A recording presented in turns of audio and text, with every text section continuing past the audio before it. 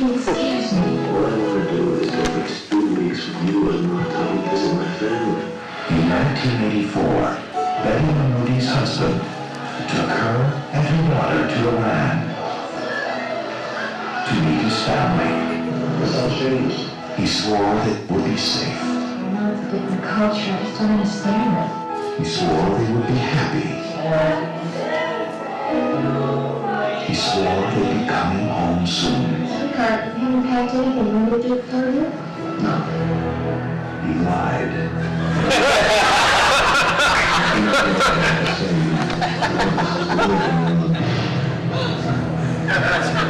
Crazy. We're American. Your daughter's American. I know it's the right decision if you just give it a chance. No, I won't stay here. You can't. You're in my country now. You're in my life. You do as I say, you understand me? If you marry an Iranian man, you automatically become an Iranian citizen. I told you before, you don't touch the phone, you don't leave the house. The laws regarding women are very strict. It is your duty to defend your husband and everything. You can't consider it. You have no rights to children. I'll be with you. I'll help you. If you get your try to escape with your daughter, they could execute you. There are 3 principal ways out of it. I promise you I won't leave You you. will never see Martha again, you understand? Tell her I hear a prayer. Please help us save our head, get back to America. Please don't let them separate us. Keep us always safe in your care.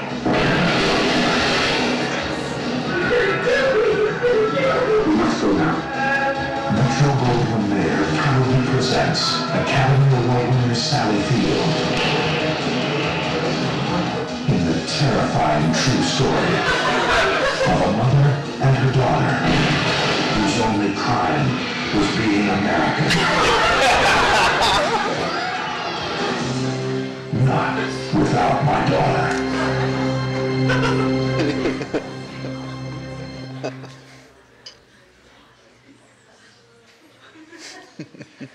All right.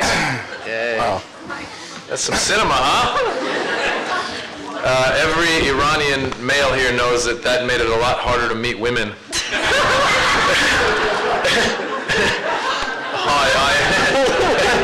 Hi, I'm Persian. Italian.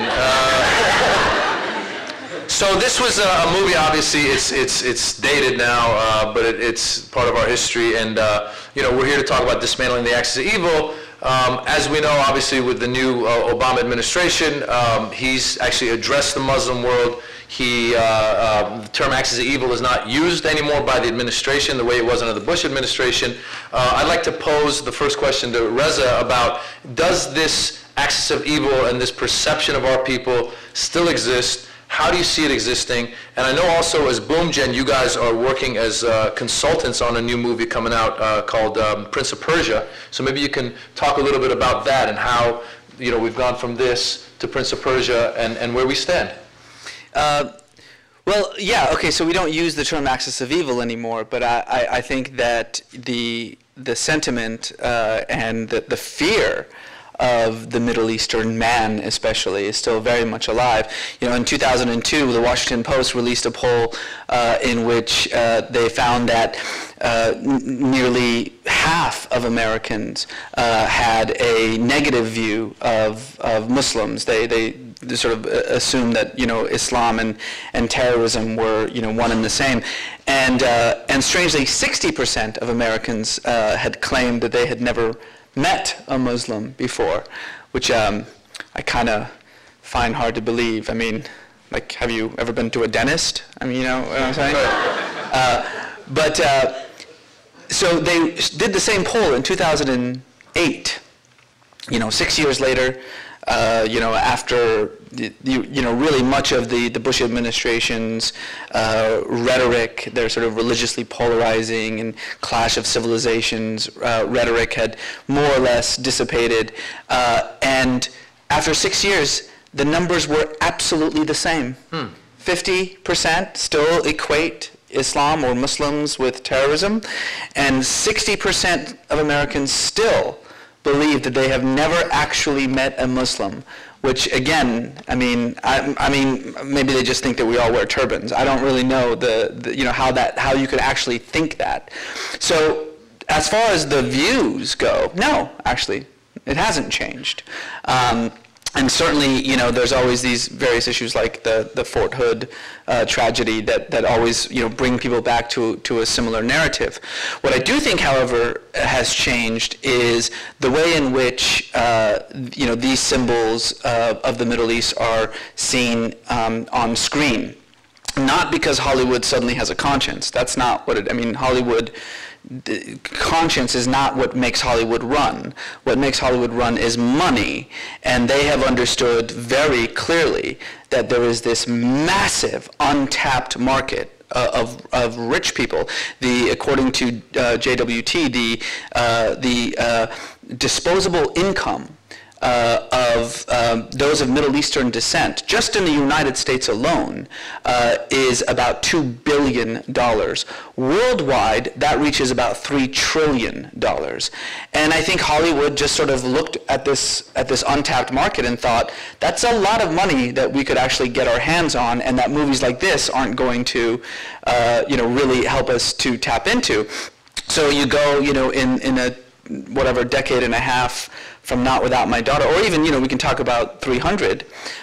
You go, from just 3 or 4 years from a movie in which Iranians or Persians are seen as these kind of demonic, beasts, to a movie in which Persian is the actual heroes. About Prince of Persia now. Yeah, Prince of Persia. Jake Gyllenhaal is the Prince of Persia, and it's all about Persian culture and Persian kingdom and Persian identity, and there's Persian jokes in there, and about how there's this constant jokes by the non-Persians in the movie about how great Persians think they are.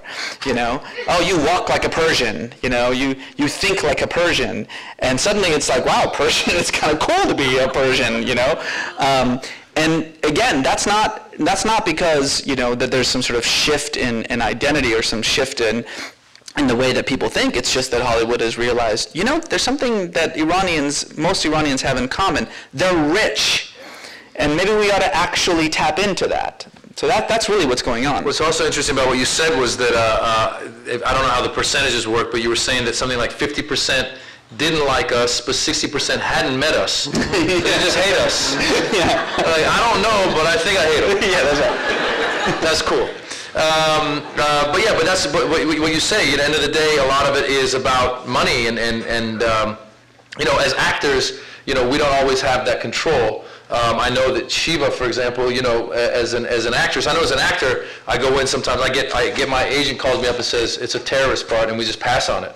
Now, I'd like to find out from Shiva, from your experience as a female in this world, what kind of stereotypes have you been faced with? Well, how have you had to fight that, and what are you doing to counter it?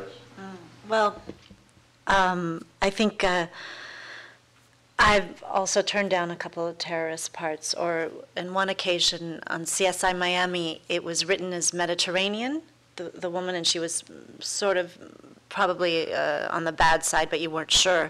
And then once I got cast, they changed it to Middle Eastern.